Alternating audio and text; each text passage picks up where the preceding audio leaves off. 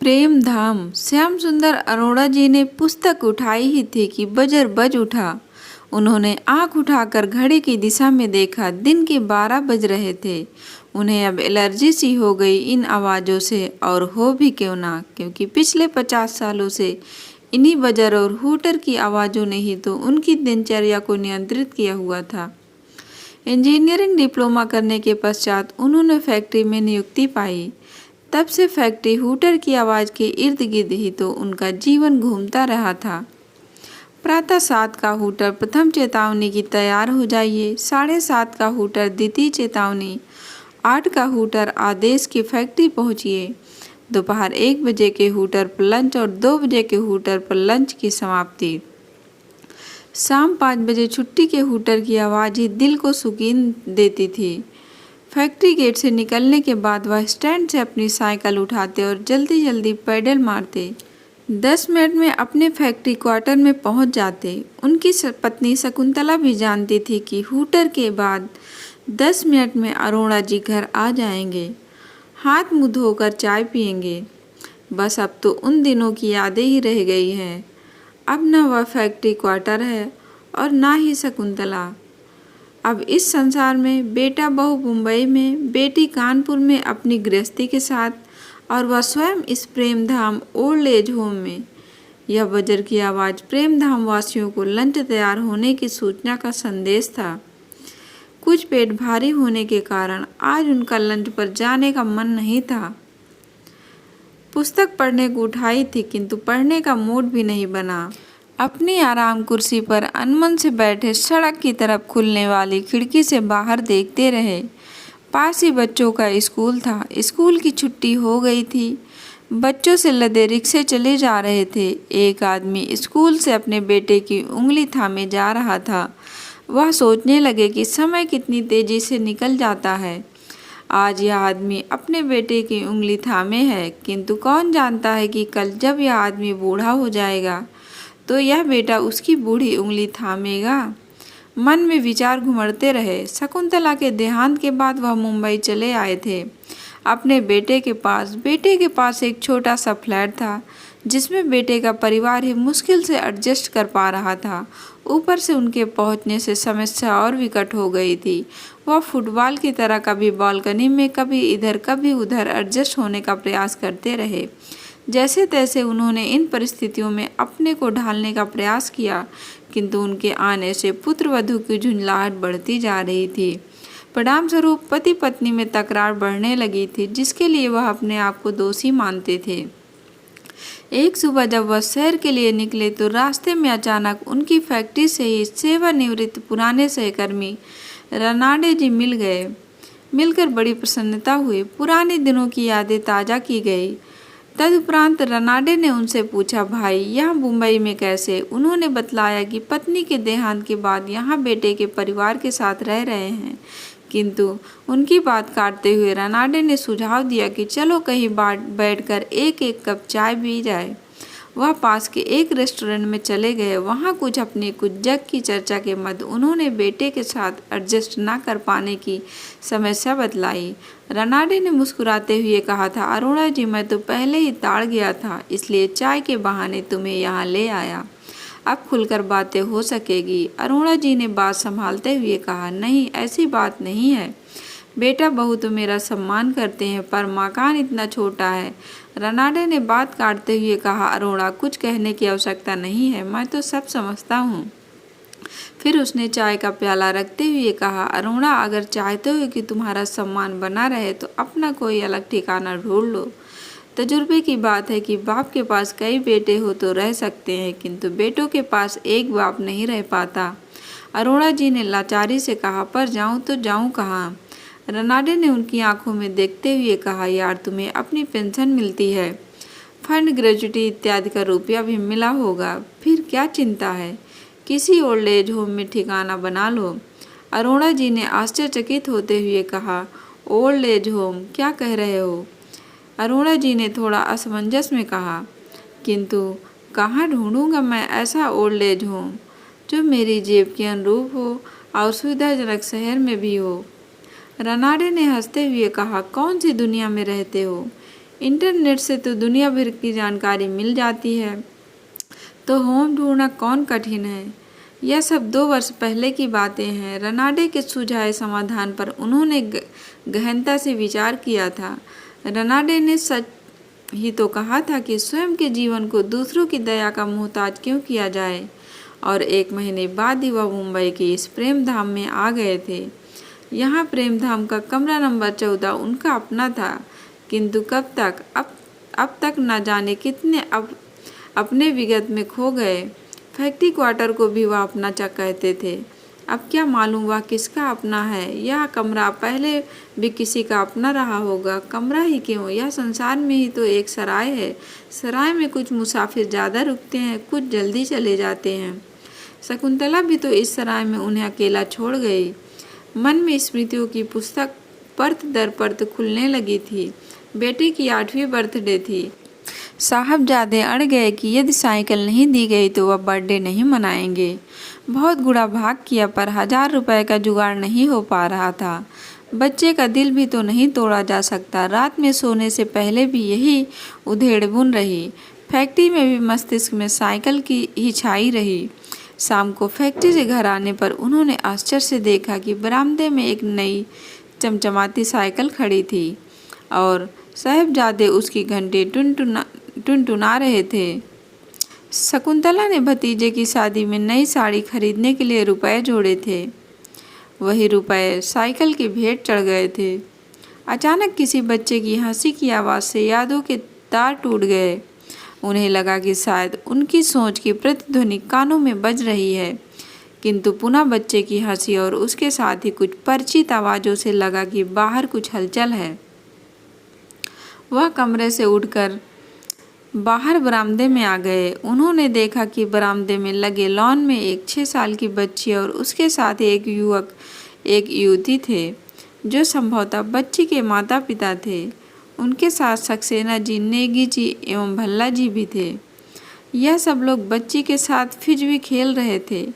Plastic की disc हवा में उछाली जा रही थी।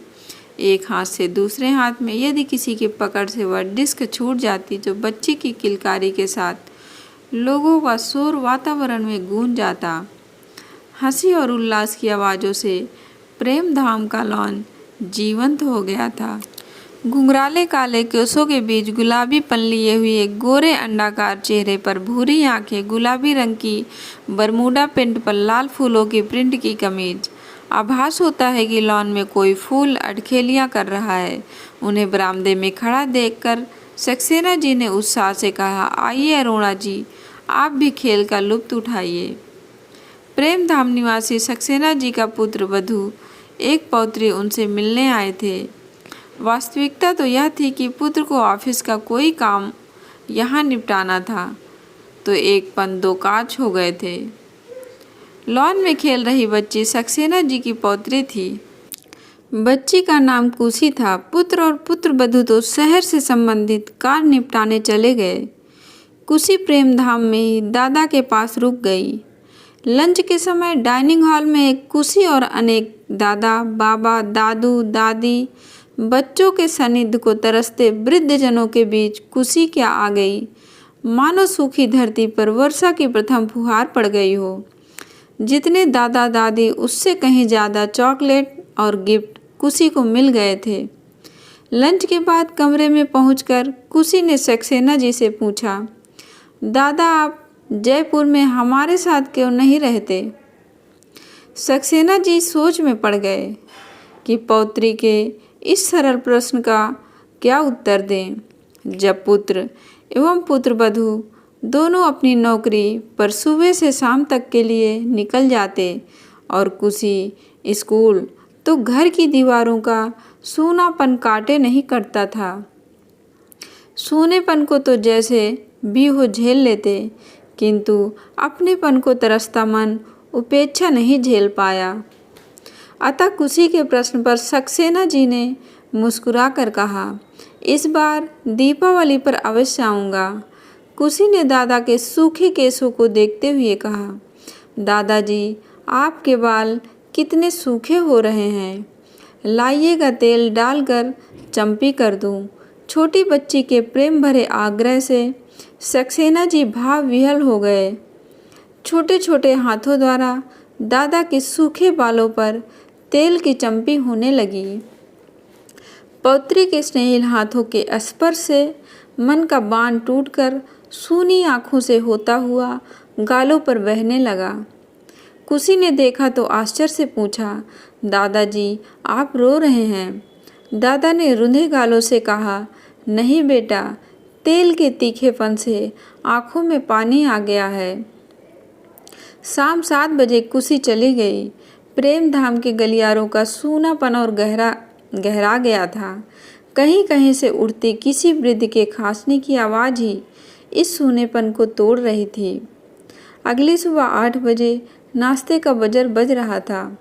कमरों के दरवाज़ों के बंद होने की आवाज़ों, चहलकदमी की आवाज़ों से प्रेम धाम के गलियारे जाग उठे थे। आज नाश्ते के समय चर्चा के मुख्य विषय थे ब्लड प्रेशर, डायबिटीज, गठिया आदि, क्योंकि आज डॉक्टर डे था। प्रत्येक मंगलवार को सुबह 9 बजे से डॉक्टर की साप्ताहिक विजिट होती थी। डॉक्टर रमेश बत्रा अपने समय से आ गए थे। कमरे के बाहर बरामदे में कुर्सियां भरती जा रही थी। डॉक्टर बत्रा के कमरे में श्रीमती स्वामीनाथन की बाह में ब्लड प्रेशर मशीन का पट्टा बंधा था। आपका ब्लड प्रेशर तो नॉर्मल ही है, डॉक्टर ने कहा, किंतु मेरी सांस तो फूलती रहती है, डिप्रेशन भी बढ़ रहा है, श्रीमती स्वामीनाथन ने चिंता युक्त स्वर में कहा। डॉक्टर ने हंसकर कहा, कुछ दिन को अमेरिका में अपने बेटे के पास हो आइए, सब ठीक हो जाएगा। यह अकेलापन का डिप्रेशन है और कुछ नहीं। ठंडी सांस लेते श्रीमती स्वामीनाथन ने कहा, काश ऐसा हो पाता। यह सब इतना आसान नहीं है डॉक्टर। डॉक्टर ने पुनः कहा, वैसे तो सब नॉर्मल है, फिर भी कुछ दवाएं लिख देता हूँ। अचानक श्रीमती स्वामीनाथन ने पूछा, डॉक्टर आपके कितने बच्चे हैं? डॉक्टर ने उत्तर दिया, एक बेटी और एक बेटा। डॉक्टर आप अपने बेटे के बड़े होने पर विदेश कभी नहीं भेजिएगा। यह कहते हुए श्रीमती स्वामीनाथन कमरे से बाहर आ गई। बरामदे के बाहर अपना नंबर आने की प्रतीक्षा में बैठे वृद्धाश्रम के बुजुर्गों का मुख्यतः एक ही रोग था, अकेलेपन का रोग। जिन बच्चों के लिए उन्होंने अपना सर्वस्व लगा दिया था, वह बच्चे अब सयाने हो गए हैं। आश्रम के गेट पर 3 व्हीलर के रुकने की आवाज़ से डॉक्टर के बरामदे में बैठे आश्रम वासियों की आंखें उत्सुकता से गेट की तरफ उड़ जाती है। एक 60-62 साल का मजबूत कद काठी का व्यक्ति सूटकेस और बैग के साथ अंदर आता है और मैनेजर के कमरे में प्रवेश कर जाता है।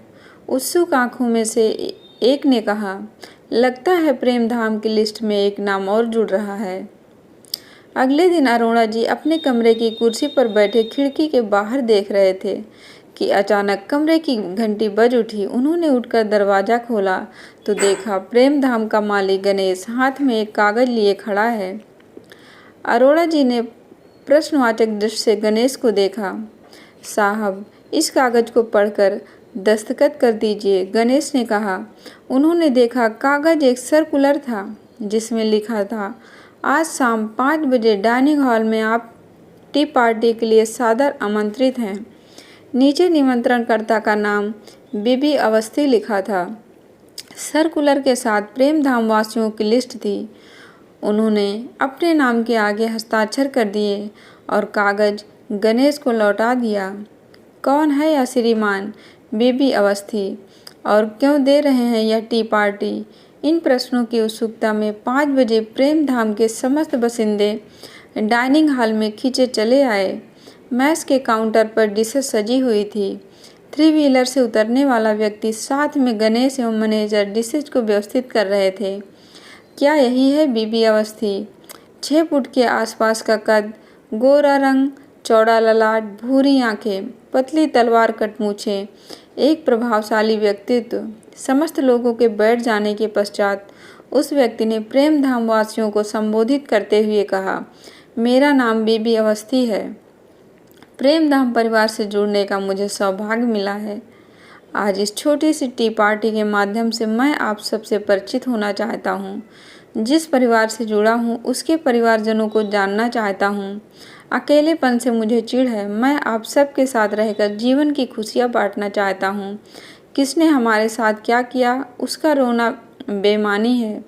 जो वर्तमान है वही सत्य है और वही आनंद है।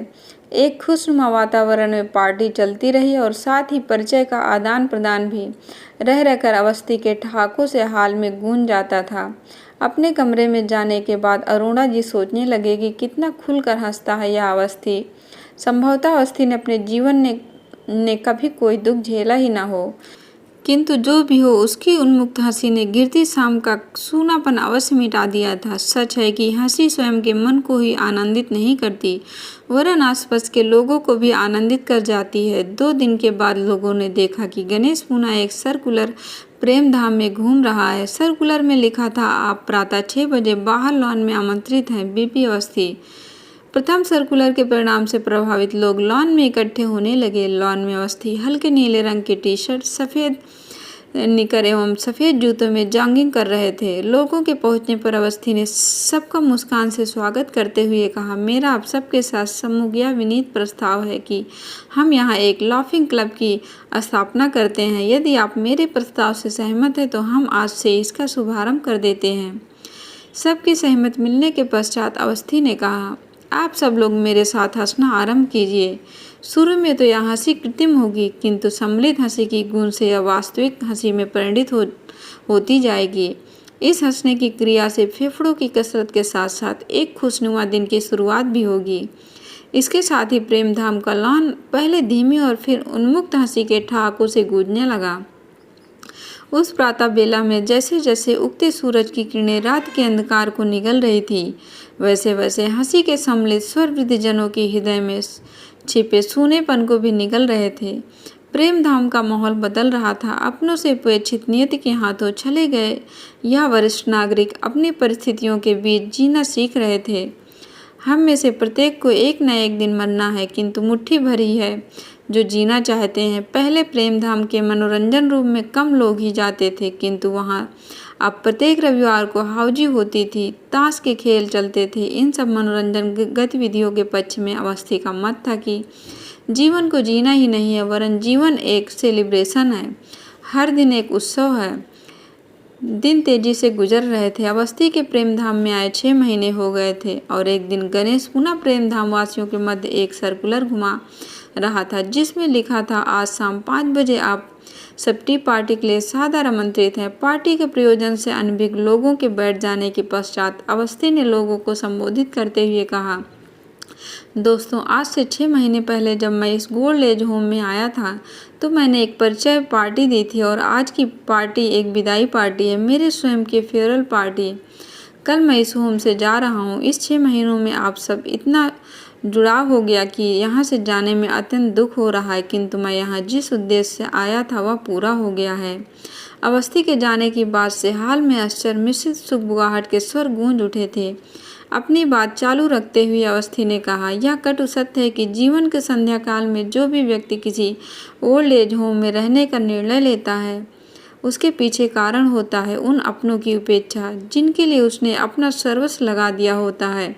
इन होमों में कितनी भी सुविधाएं हो, किंतु उपेक्षा का दंश चुभता रहता है।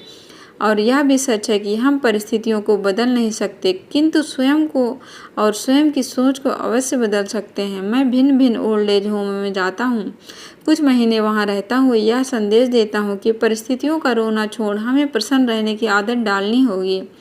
झुर्रियाँ हमारे चेहरे पर पड़ती हैं, किंतु उनके हृदय में मत पड़ने दो। अगली सुबह प्रेमधाम के फाटक से 3 व्हीलर की दूर होती आवाज़ के साथ लोगों को एहसास हुआ कि एक बार फिर उनका कोई अपना उनसे बिछड़ गया।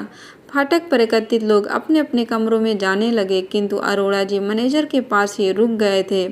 अरोड़ा जी ने मैनेजर से कहा, कितना जिंदा दिल इंसान था यह अवस्थी। मैनेजर ने फाटक से बाहर दूर तक जाती सड़क को ताकते हुए कहा, हाँ, आश्चर्य है कि सीने में इतने दर्द को छुपाए कोई कैसे जिंदा दिल रह पाता है। अरुणा जी ने आश्चर्य से कहा, मैं कुछ समझा नहीं। मैनेजर ने उत्तर दिया, आज 2 वर्ष पहले एक कार दुर्घटना में अवस्थी की पत्नी और पुत्र की मृत्यु हो गई थी।